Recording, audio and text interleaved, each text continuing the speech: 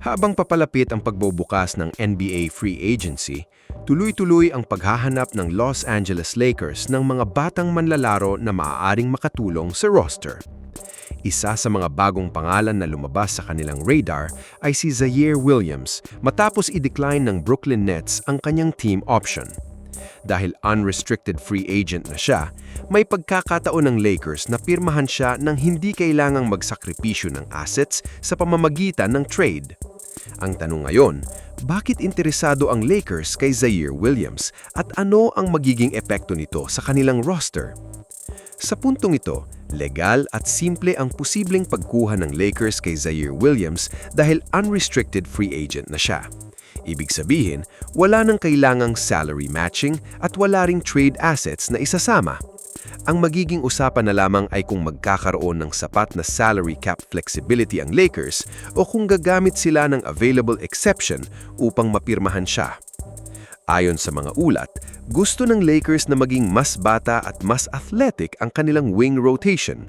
Ito ang isa sa mga pangunahing target ni Rob Pelinka ngayong off-season habang patuloy na binubuo ang roster para sa susunod na season.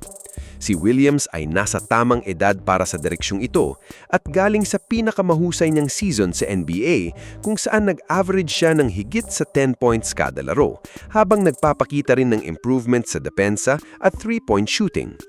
May taas siyang 6'9" at kilala rin sa kanyang athleticism, dahilan kung bakit naniniwala ang ilang tao sa loob ng Lakers organization na may mas mataas pa siyang potensyal.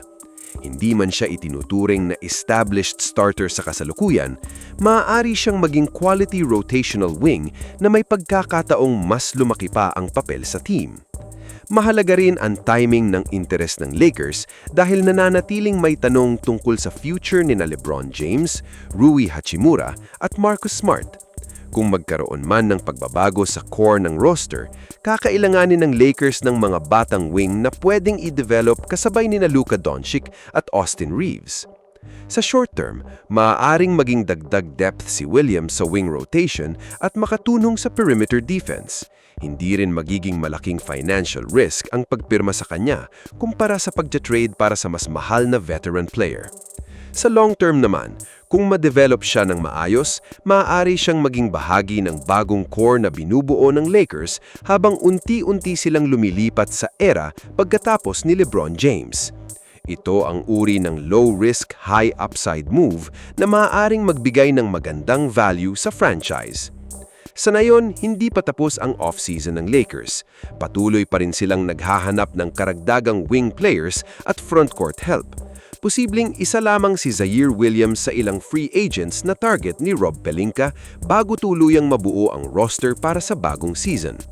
Sa ngayon, isa pa lamang itong posibilidad, pero malinaw na pasok si Zaire Williams sa direksyong gustong tahakin ng Lakers ngayong off-season. Kayo, ano sa tingin ninyo? Dapat bang kunin ng Lakers si Zaire Williams? Comment down below. Kung nagustuhan ninyo ang analysis, mag-like, subscribe at i-follow ang Bench Reaction PH para sa mas marami pang Lakers updates.